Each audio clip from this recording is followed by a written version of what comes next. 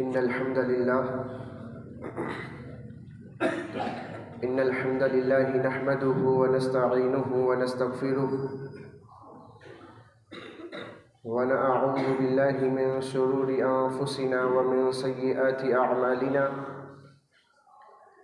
من يهده الله فلا مضل له ومن يضلل فلا هادي له وأشهد أن لا إله إلا الله وحده لا شريك له وأشهد أن محمدًا عبد الله ورسوله اللهم صل على محمد وعلى آل محمد كما صليت على إبراهيم وعلى آل إبراهيم إنك حميد مجيد اللهم بارك على محمد وعلى آل محمد كما باركت على إبراهيم وعلى آل إبراهيم إنك حميد مجيد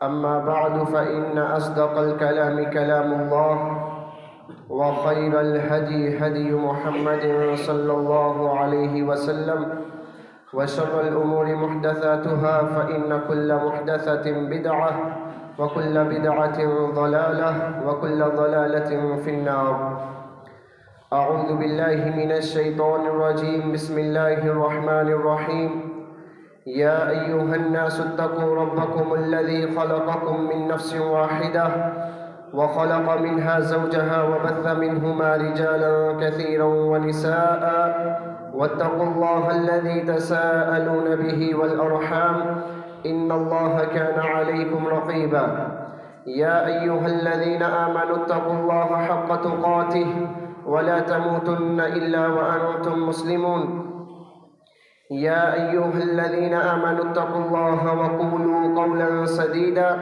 يصلح لكم أعمالكم ويغفر لكم ذنوبكم ومن يطع الله ورسوله فقد فاز فوزا عظيما رب اشرح لي صدري ويسر لي أمري واحلل عقدة من لساني يفقهوا قولي رب زدني علما رب زدني علما رب زدني علما وعملا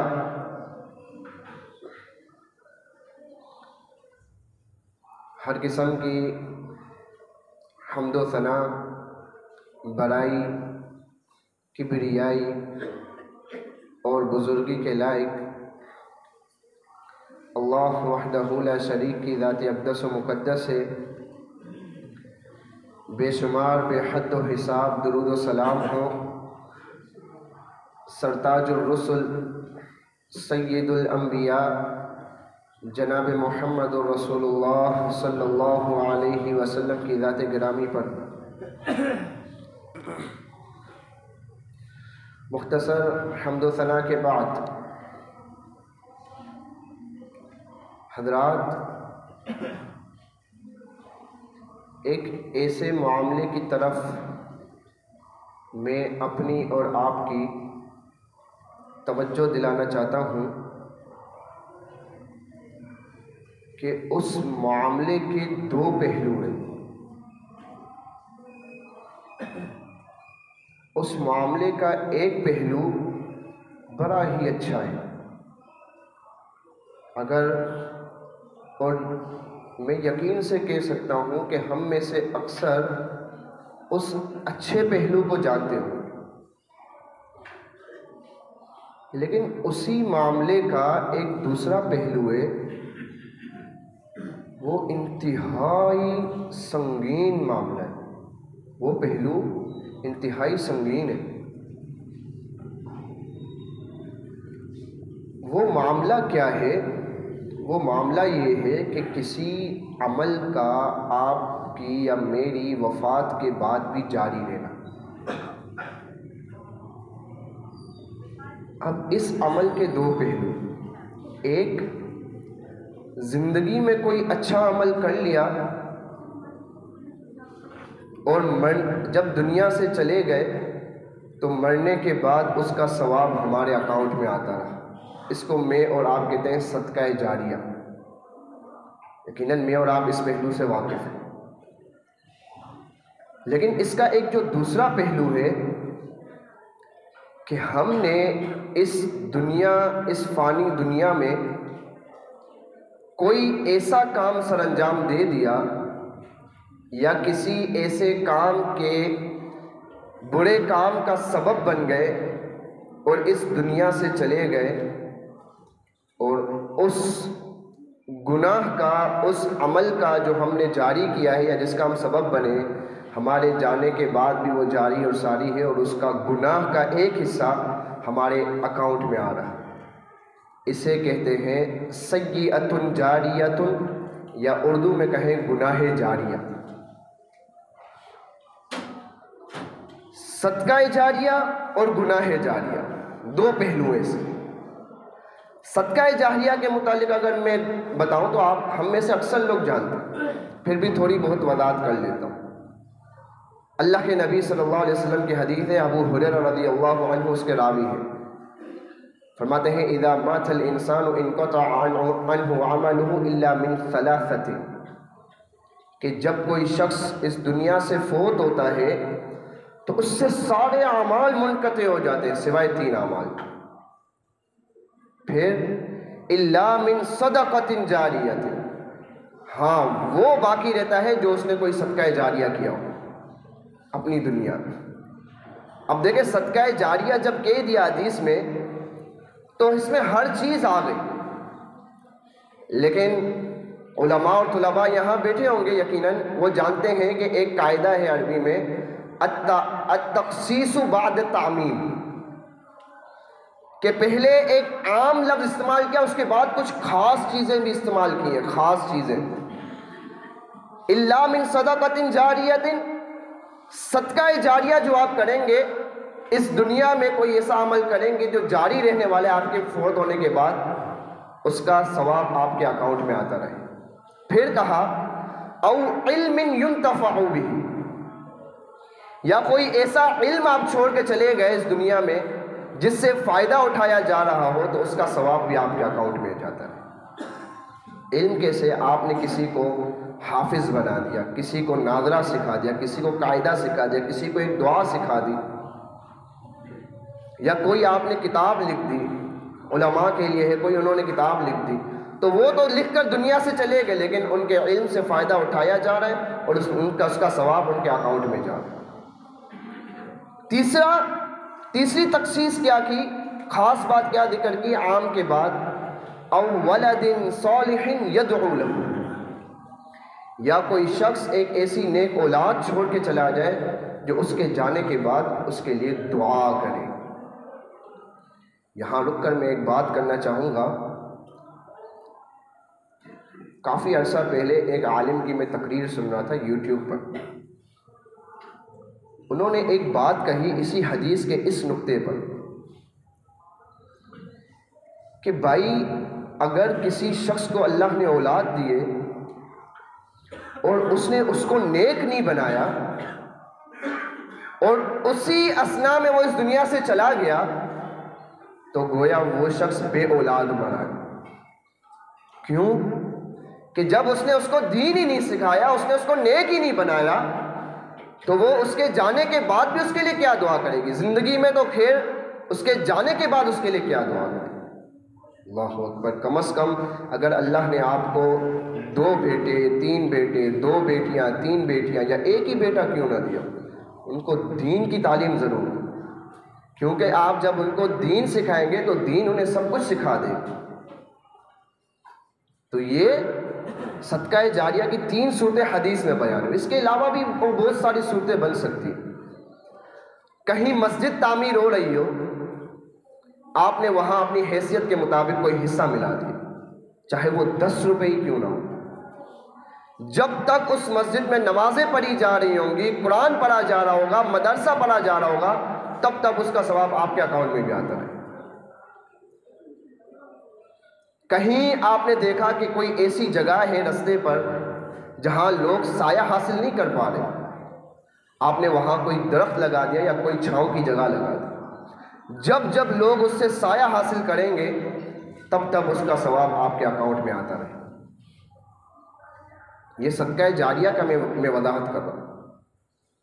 کچھ قرآن آپ نے خرید کر کسی مسجد میں رکھ دیے، اور ہمارے ہاں بڑی معذرت کے ساتھ مسجد والے کیا کرتے ہیں کہ وہ ان قرآن کو اٹھا کر الماری میں رکھ دیتے ہیں۔ تو میں آپ سے یہ گزارش کروں گا کہ آپ اگر کوئی قرآن ہدیہ کرتے ہیں تو ایسی جگہ تلاش کریں کہ جہاں اس قرآن کو روزانہ پڑھا جائے۔ آپ دیکھیں گاؤں دیہات میں اس چیز کی بہت ضرورت ہے، جہاں ان قرآنوں کو پڑھا جائے ریگولر بیس پر۔ جب ان قرآن کو پڑھا جائے گا تو یقیناً جب روز پڑھے گا بندہ تو روز آپ کے اکاؤنٹ میں ثواب ہے۔ اس کے علاوہ اور بھی بہت سی چیزیں ہو سکتی ہیں، آپ مزید اور چیزیں اپنے ذہن میں بناتے گئے۔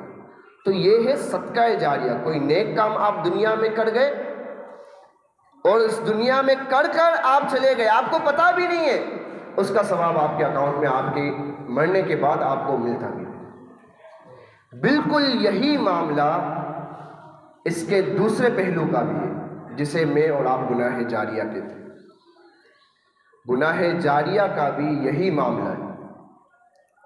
کس طرح سے کہ آپ کوئی ایسا گناہ کا کام اس دنیا میں انجام دے گئے یا کسی ایسے گناہ کے کام کا سبب بن کے چلے گئے کہ جب جب بندہ اس گناہ میں ملوث ہے، جب جب اس چیز کی اس جگہ سے لوگ گناہگار ہوتے رہیں گے، وہ خود تو گناہگار ہوں گے لیکن اس کا ایک حصہ آپ کے اکاؤنٹ میں بھی آتا رہے۔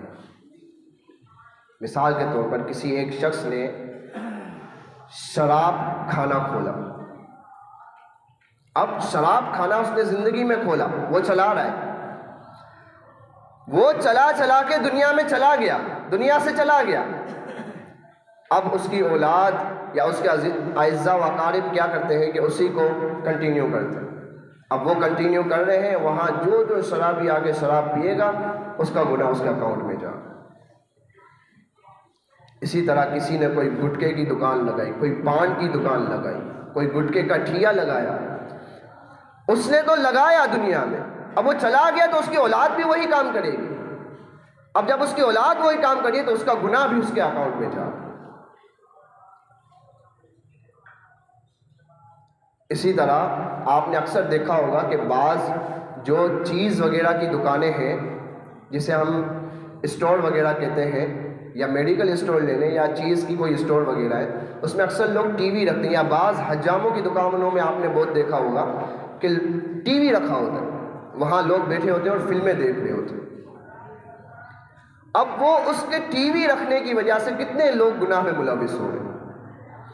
اب وہ تو اس دنیا سے چلا گیا اگر، لیکن اب اس کی اولاد اسی کاروبار کو کنٹینیو کر رہی ہے اور یہی روش اختیار کی ہوئی ہے جو اس نے روش اختیار کی، لہذا وہ بھی ٹی وی رکھ رہی ہے، اور جتنے لوگ ٹی وی دیکھ رہے ہیں ان کو تو گناہ مل رہا ہے لیکن اس کا ایک حصہ اس کے اکاؤنٹ میں بھی جاتا ہے۔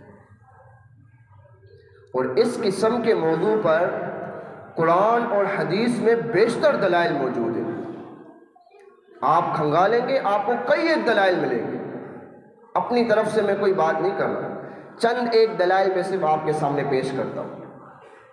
اللہ رب العالمین کا فرمان، یا ایھا الذین آمنوا اتقوا اللہ ولتنظر نفس ما قدمت لغد واتقوا اللہ ان اللہ خبیر بما تعملون۔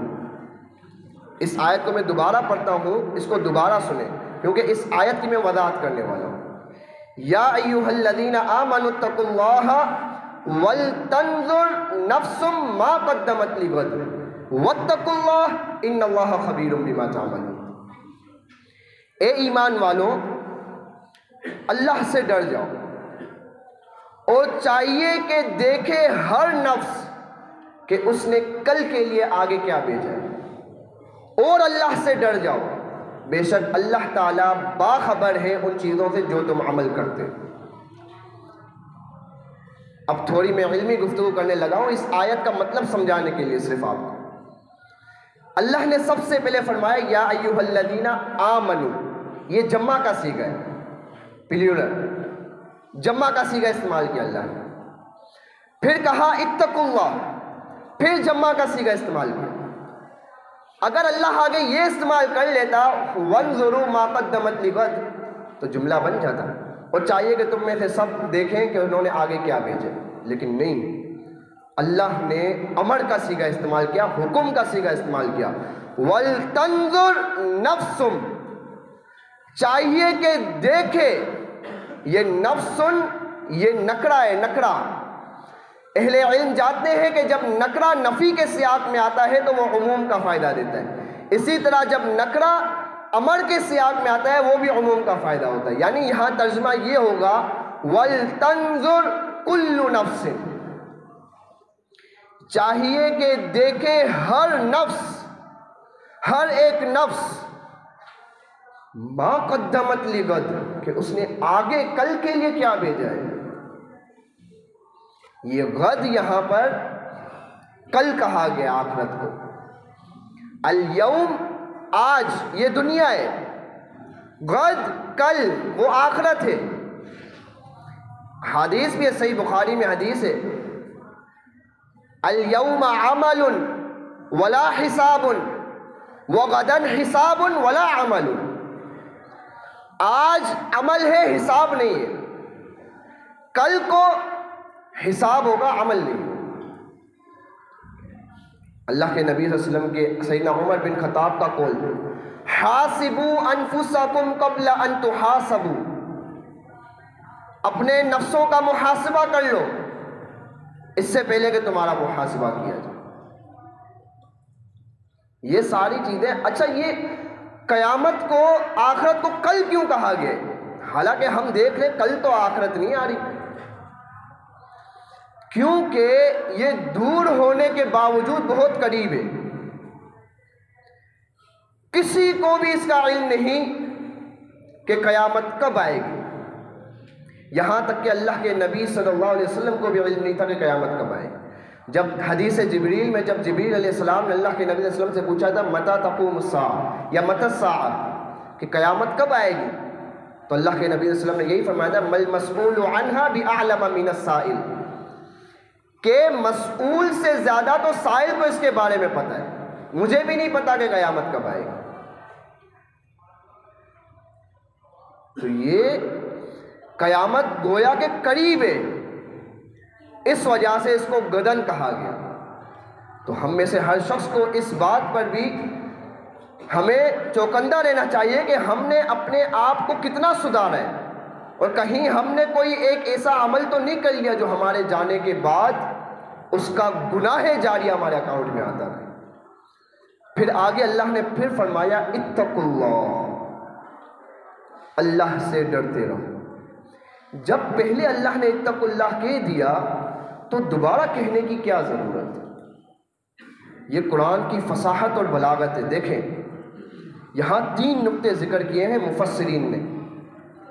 کہا پہلا نقطہ یہ کہ دوسرا اتقوا اللہ جو اللہ نے کہا نا کہ اللہ سے ڈرتے رہو، یہ مزید آپ کو تاکید کے لیے کہ بھائی اللہ سے ڈرتے رہو، آپ کو تاکید کے لیے، آپ کو جملہ مؤکد کرنے کے لیے بھائی اللہ سے ڈرتے رہنا ہے.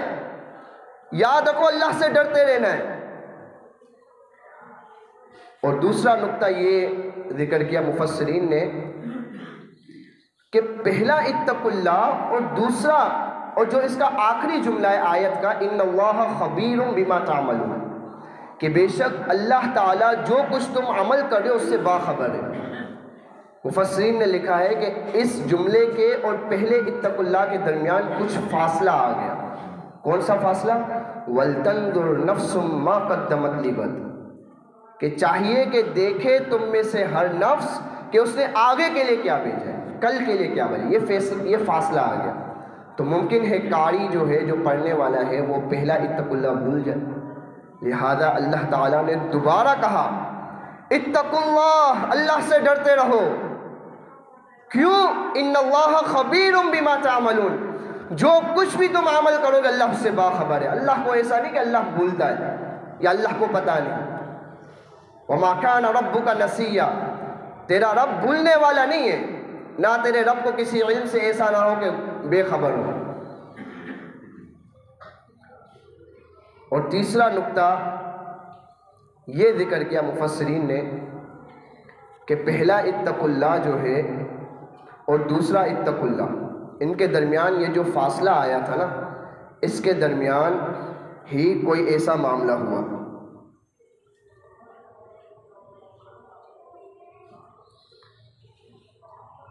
کہ پہلے اتقوا اللہ سے ڈرنے کا معنی مراد ہے. یعنی جب پہلا اتقوا اللہ کہا اللہ نے کہ یا ایھا الذین آمنوا اتقوا اللہ، اے ایمان والو اللہ سے ڈرتے رہو. وَلْتَنْظُرْ نَفْسٌ مَا قَدَّمَتْ لِغَدٍ، چاہیے کہ تم میں سے ہر نفس دیکھے کہ اس نے کل کے لیے کیا بھیجا ہے. پھر جو دوسرا اتقوا اللہ کہا اس کا مطلب یہ ہے، مفسرین نے لکھا ہے کہ بھائی جب اللہ کا تقوی اختیار کر لیا تو واتقوا اللہ، اس تقوی پر دوام بھی اختیار کرنا ہے، ہمیشگی بھی اختیار کرنی ہے. ایسے نہیں کہ چند ایک امور میں اللہ کا تقوی اختیار کیا، جہاں اپنی نفس کی خواہش آ گئی وہاں اللہ کی تقوی کو چھوڑ دیا. یعنی اپنی من پسند کا دین لے لیا، جہاں اپنی پسند کا دین نہیں ملا وہاں چھوڑ دیا کہ بھائی یہ تو میری من پسند دین، میری من پسند چیز کے خلاف ہے، اس کو میں نے چھوڑ دیا. نہیں، اللہ کا تقوی اختیار کیا ہے تو اس پر دوام بھی اختیار کرنا ہے. اور اس معنی کی ایک اور آیت اس معنی پر دلالت کری. اللہ رب العالمین کا فرمان وَلَا تَكُونُوا كَالَّذِينَ نَسُوا اللَّهَ فَأَنسَاهُمْ أَنفُسَهُمْ، تم ان لوگوں کی طرح نہ ہو جانا جنہوں نے اللہ کو بھلا دیا تو اللہ نے ان کو ایسا کر دیا گویا وہ اپنے آپ کو ہی بھلا بیٹھے. اس کے بعد ایک حدیث صحیح مسلم کی میں آپ کے سامنے رکھتا ہوں. اللہ کے نبی صلی اللہ علیہ وسلم نے فرمایا من سن فی الاسلام سنة حسنة فله اجرها واجر من عمل بها من بعده من غیر ان ينقص من اجورهم شیء ومن سن فی الاسلام سنة سیئة فله وزر كان علیہ وزرها ووزر من عمل بها من بعده من غیر ان ينقص من اوزارهم شیء. کہ جس نے اس دنیا میں کوئی اچھا طریقہ ایجاد کیا،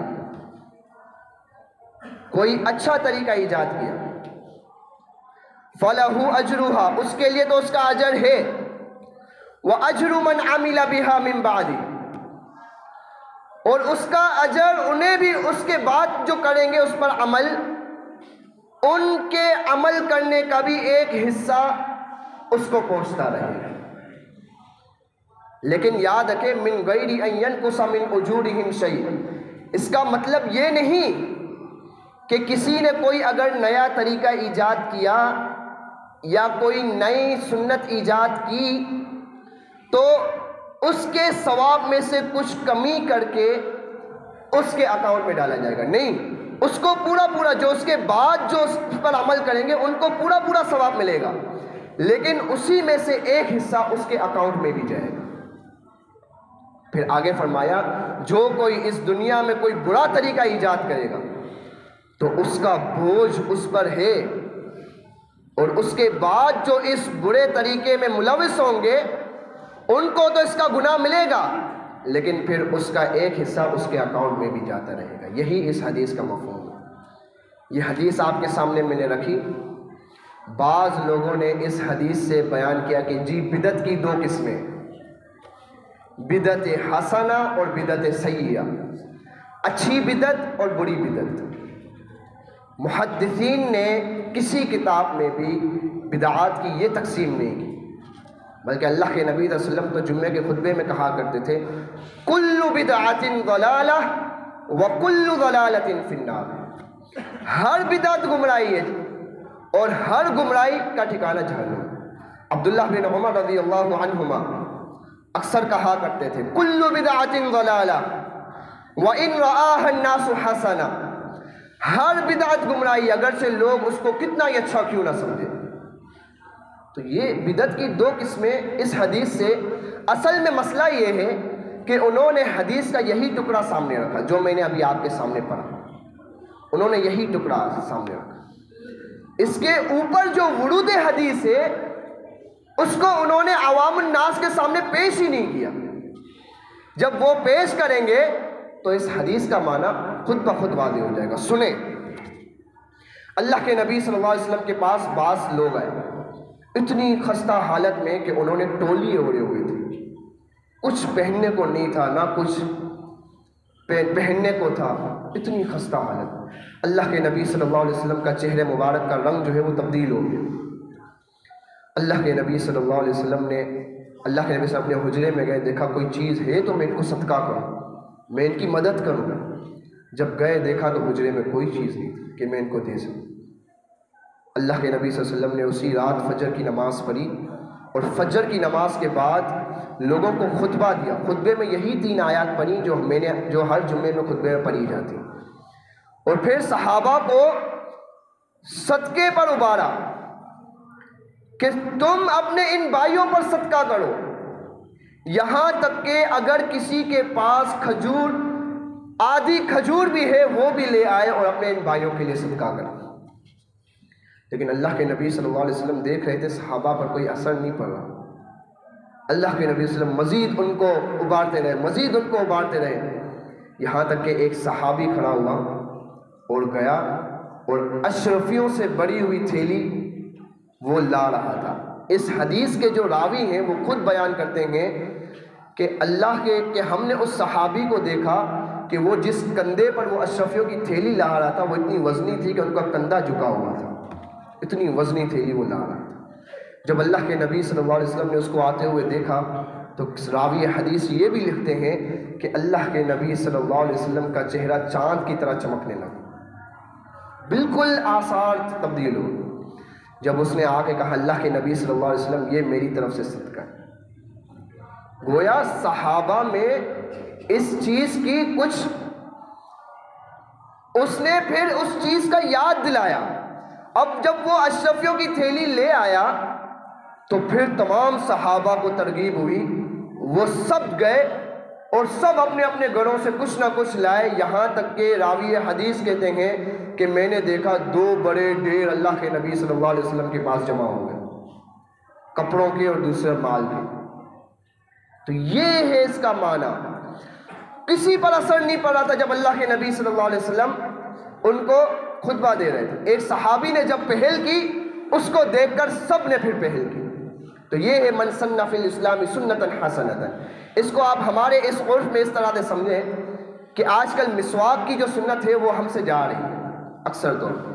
اگر کوئی شخص، بعض نوجوان یا بعض لوگ اگر گیدرنگ میں بیٹھے ہوئے ہیں، ان میں سے ایک نے اگر مسواک کر لی اور دوسروں نے اگر اس کو دیکھا دیکھی مسواک کی، تو یہ ہے من سن فی الاسلام سنتا حسنتا۔ نہ یہ کہ دین مکمل ہو گیا ہے آپ اس میں کوئی نیا طریقہ ایجاد کریں، جی یہ اچھی بدعت ہے، من سن فی الاسلام سنتا حسنتا، یہ اس کا معنی ہرگز نہیں۔ واللہ اعلم بالصواب۔ تو یہ معنی ہے اس حدیث کا، جنہیں بعض لوگوں نے کہا کہ جی بدعت کی 2 قسمیں، بدعت حسنہ، بدعت سیئہ۔ اس کے علاوہ بھی اور آپ دیکھیں بہت سی احادیث اس پر آپ کو ملیں گی۔ مثال کے طور پر اللہ کے نبی صلی اللہ علیہ وسلم کی حدیث ہے کہ جس کسی نے بھی کسی کو ظلماً قتل کیا تو اس کا ایک حصہ آدم علیہ السلام کے بیٹے قابیل پر جائے گا۔ کیوں؟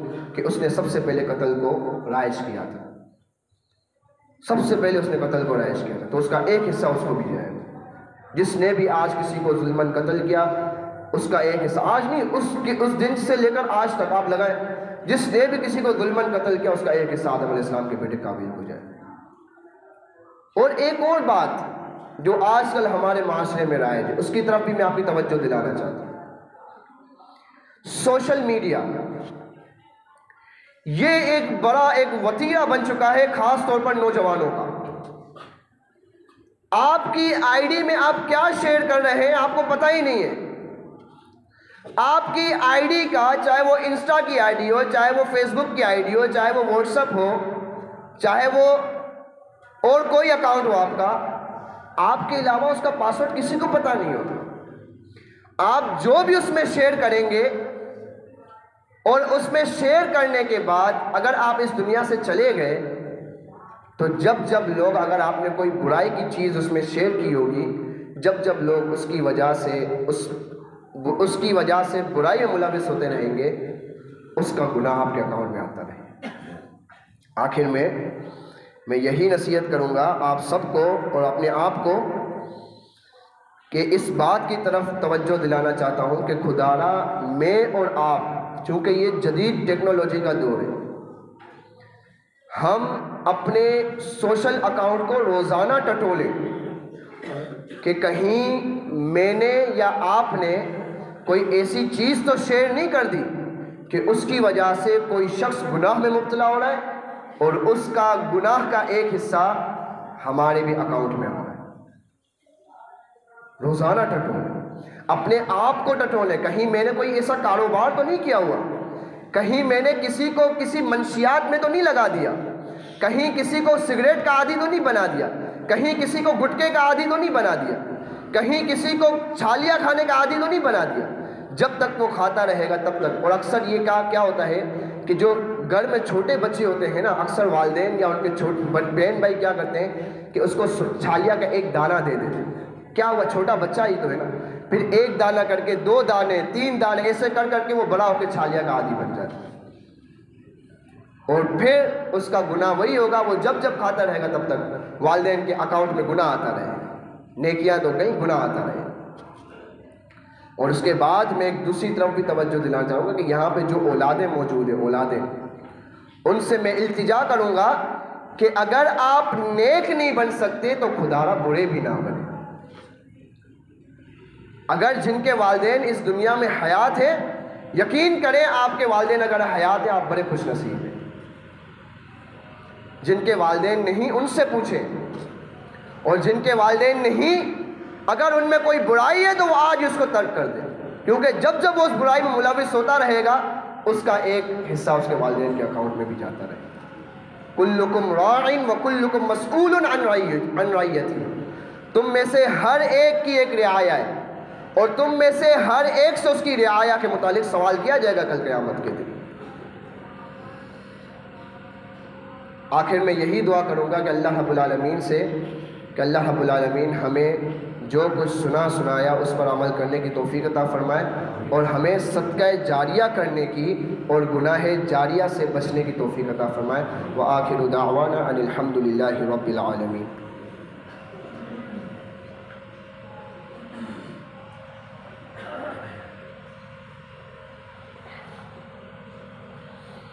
ان الحمد للہ نحمده ونستعینه ونستغفره ونعوذ باللہ من شرور انفسنا ومن سیئات اعمالنا، من يهده الله فلا مضل له ومن يضلل فلا هادي له، واشهد ان لا اله الا الله وحده لا شريك له، واشهد ان محمدا عبده ورسوله۔ اللهم صل على محمد وعلى آل محمد كما صليت على إبراهيم وعلى آل إبراهيم إنك حميد مجيد۔ اللهم بارك على محمد وعلى آل محمد كما باركت على إبراهيم وعلى آل إبراهيم إنك حميد مجيد۔ یہ دو اعلانات ہیں، ساتھی سماعت فرما لیں۔ کل سے آپ کی اسی مسجد میں ظہر کی نماز 1:15 بجے ادا کی جائے گی انشاءاللہ۔ کل سے آپ کی اسی مسجد میں ظہر کی نماز 1:15 بجے ادا کی جائے گی انشاءاللہ۔ دوسرا اعلان میں بیان کرنے سے پہلے ایک گزارش کروں گا کہ پچھلے دنوں ہمارے علاقے لیاری موسیٰ لین میں ہم نے دیکھا کہ بعض نوجوان عصر کی نماز کے بعد بائکوں پر تیار ہیں، سندھی اجرک پہنی ہوئی ہے، سندھی ٹوپی پہنی ہوئی ہے۔ جب پوچھا گیا کہاں جا رہے ہیں، جی وہ سندھی کلچر ڈے منانے جا رہے ہیں۔ کئی ساری بائکیں مل کر نکل رہی تھی ریلی کی صورت، لیکن بڑے افسوس کی بات کہ جب کسی درس کا اعلان کیا جاتا ہے تو یہاں سے ایک بائک بھی ہمیں نظر نہیں آتی۔ نوجوانوں کی اکثریت آپ نہیں دیکھیں گے درست، یہ کیا معاملہ ہے؟ پھر ہم دین ایسے ہی تو سیکھیں گے، اور کس طرح سے دین سیکھنے کا دوسرا مرحلہ ہے۔ پھر وہی آپ جب سوشل میڈیا پر جائیں گے آپ کو بہروپیے ملیں گے دین کو سکھانے والے، پھر ان سے آپ غلط دین سیکھیں گے۔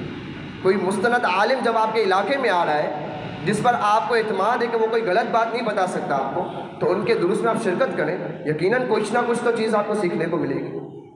بڑی معذرت کے ساتھ یہ جو ایک